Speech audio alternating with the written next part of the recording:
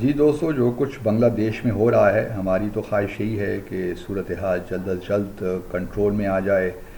Interim set up جو کہ بننے جا رہا ہے، اور محمد یونس جو نوبیل لاریٹ ہیں وہ شاید چیف ایڈوائزر ہوں گے۔ تو ہم امید کرتے ہیں کہ انٹرم سیٹ اپ جو بن رہا ہے وہ جلد از جلد اس پوزیشن میں ہوگا کہ وہاں انتخابات کروائیں۔ خالدہ ضیاء جو کہ بنگلہ دیش نیشنلسٹ پارٹی کی لیڈر ہیں اور کئی عرصے سے نظر بند ہیں گھر میں اپنے، ان کو بھی اب ریلیز کیا جا رہا ہے۔ تو ہم امید کرتے ہیں اور ہماری دعا یہی ہے کہ بنگلہ دیش میں امن ہو اور ایک سیاسی استحکام آئے، اکنامک استحکام آئے اور معاملات آگے چلیں۔ لیکن آج بلکہ کل ایک چیز تو بڑی واضح ہو گئی کہ جن لوگوں نے بھی پاکستان سے غداری کی یا اس کے نظریے سے غداری کی، ان کا انجام ہم نے دیکھا۔ بلکہ کل گزشتہ روز تو جس طریقے سے شیخ مجیب الرحمن کا مجسمہ گرایا گیا اس کو، اور یہ وہ صدام حسین کا مجسمہ ہمیں یاد آتا ہے جب اس کو گرایا گیا، اسی طریقے سے کیا گیا سب کچھ۔ اور پھر ان کی بیٹی شیخ حسینہ کو بنگلہ دیش سے بھاگنا پڑا، اور اب بھارت میں وہ پناہ لینے کے لیے سوچ رہی ہیں، کیونکہ یو کے کی حکومت ابھی تک انہوں نے جو ہے فارملی ریکویسٹ نہیں کی، گو کہ ان کی جو بہن ہیں ریحانہ شیخ ریحانہ، وہ برٹش سٹیزن بھی ہیں، اور ان جو شیخ حسینہ کا بیٹے ہیں سجیب واجد اور ان کی بیٹی، وہ باہر ہی رہتے ہیں۔ تو یہ ہوا جی شیخ مجیب الرحمن کے خاندان کا، کیونکہ انہوں نے پاکستان سے غداری کی، اور شیخ حسینہ تو بہت ہی اینٹی پاکستان رہیں پورے اپنے ٹینیور میں، ہم نے دیکھا۔ اور جب بھی ہم نے ان کو انوائٹ کیا، دوستی کا ہاتھ بڑھایا، انہوں نے کبھی بھی اس کا خاطر خواہ جواب نہیں دیا، اور ہمیں ہمیشہ بھارت کے ہی لینس سے دیکھا۔ تو آج وہ بھی، بلکہ میں ان کے بیٹے سجیب واجد کا انٹرویو دیکھ رہا تھا، تو انہوں نے کہہ دیا کہ بس ہاں شی از ڈن ود بنگلہ دیش، جس کا مطلب یہ ہے کہ اب واپسی کا کوئی چانس نہیں ہے، اور she would be spending most of her time with her grandchildren. So this is what it is all about. اور بہرحال دیکھنا اب یہ ہے کہ عوامی لیگ جو کہ شیخ مجیب الرحمان کی پارٹی تھی، وہ کس طرح اپنے آپ کو ری آرگنائز کرتی ہے۔ اور دو نیریٹیوز اور بھی چل رہے ہیں انڈیا کو اگر آپ دیکھیے۔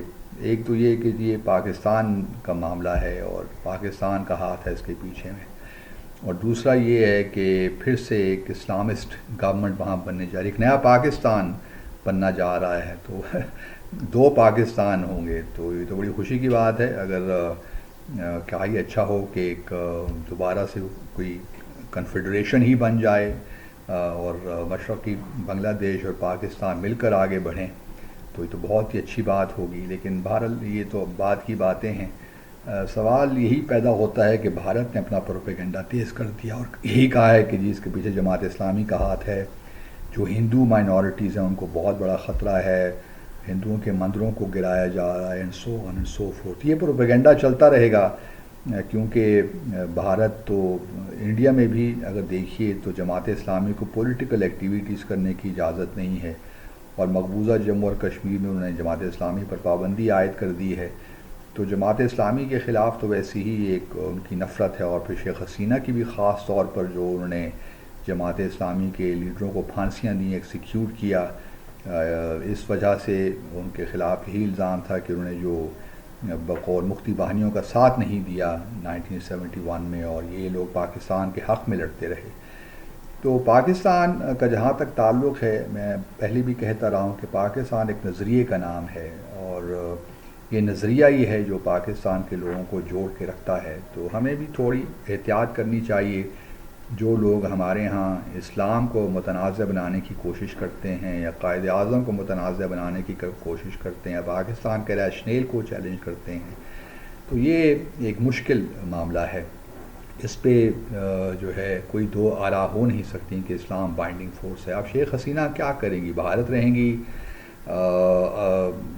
لیبر جو گورنمنٹ ہے یو کے کی، اس کو بھی کچھ خدشات ہیں، تو یہ پولیٹیکل اسائلم کسی دوسرے ملک میں لینا آسان نہیں ہوتا۔ بنگلہ دیش کی کافی بڑی کمیونٹی ہے یو کے میں، تو آیا یو کے گورنمنٹ اوبلائش کرتی ہے نہیں کرتی، وہ ایک پروسیس چلے گا. میرا اپنا خیال ہے کہ کچھ عرصے تک تو شیخ حسینہ شاید بھارت ہی میں رہیں، کیونکہ جو سجیب واجد ہیں وہ بار بار یہی کہہ رہے تھے اپنے انٹرویو میں، جو ان کے برخوردار ہیں، کہ ہمارے تو پرائم منسٹر مودی سے بڑے زبردست تعلقات رہے ہیں. تو میسج یہی تھا کہ اگر وہ یہ فیصلہ کرتی ہیں کہ وہ بھارت ہی میں رہیں تو بھارت کو کوئی اعتراض نہیں ہونا چاہیے. پھر کل رات شام جو بھارت کے نیشنل سیکیورٹی ایڈوائزر ہیں اجیت ڈووال، انہوں نے جا کر جو ہنڈن ایئر فورس بیس ہے نیو دہلی میں، وہاں جا کے ان سے ملاقات بھی کی، اور اس کے بعد جو نیشنل سیکیورٹی کمیٹی ہے، کیبنٹ سیکیورٹی کمیٹی جو ہے بھارت کی، اس کی میٹنگ بھی ہوئی جس کو وزیر اعظم مودی نے چیئر کیا. تو وہاں انہوں نے سارے چیزیں دیکھی ہوں گی. اور ایک اور خطرے کی بھی گھنٹی جو ہے بھارت میں بجائی جا رہی ہے کہ اب جو نارتھ ایسٹ انڈیا میں، چونکہ صرف ویسٹ بنگال نہیں ہے، میگھالیہ وغیرہ اور بھی جو ایسٹرن اسٹیٹس ہیں، اس میں بھی جو بقول ان کے فنڈامنٹلزم اور یہ فروغ پائے گا، اور شاید بنگلہ دیش سے زیادہ جو ہے انفلٹریشن بھی ہو. آسام جیسا جو اسٹیٹ ہے وہاں پہ بھی بقول بھارت کے میڈیا کے کہ اس کو مسلم اکثریت اسٹیٹ بنانے کی کوشش کی جا رہی ہے. تو یہ وہ تمام چیزیں ہیں جو کہ اب انڈیا ان کو اچھال رہا ہے، حالانکہ ایسی کوئی بات نہیں ہے میرے خیال میں. اور جو اسلامک سو کالڈ ایکسٹریمزم ہے، ٹھیک ہے، اس کے بارے میں ہم سب بھی یہی سوچتے ہیں کہ ایکسٹریمزم کسی فارم میں بھی ہو مناسب نہیں ہے. اور اب ہم جو ہے بنگلہ دیش کے لیے ہم دعا گو ہیں، اور جو لوگ پروٹیسٹ کر رہے ہیں اب ان کو، اب آج جو آرمی چیف ہیں جنرل زمان وقار الزمان، ان کی آج ملاقات ہوگی جو اسٹوڈنٹس لیڈر ہیں، اور دیکھتے ہیں کہ معاملات کس طرح آگے چلتے ہیں. لیکن ہم امید کرتے ہیں کہ جو آرمی ہے وہ حالات کو جلد از جلد قابو میں لے آئے گی، کیونکہ یہ جو کیوس ہے اور اس وقت جو ایک انارکی کی سچویشن ہے اس کو ختم ہو جانا چاہیے، جلد از جلد ختم ہو جانا چاہیے.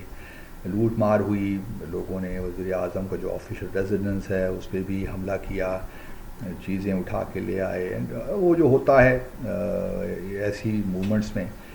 لیکن خوشائند بات یہ ہے کہ ایک آٹوکریٹ جو ڈیموکریٹ کے روپ میں ایک شخص تھا، اس سے بنگلہ دیش کو نجات ملی.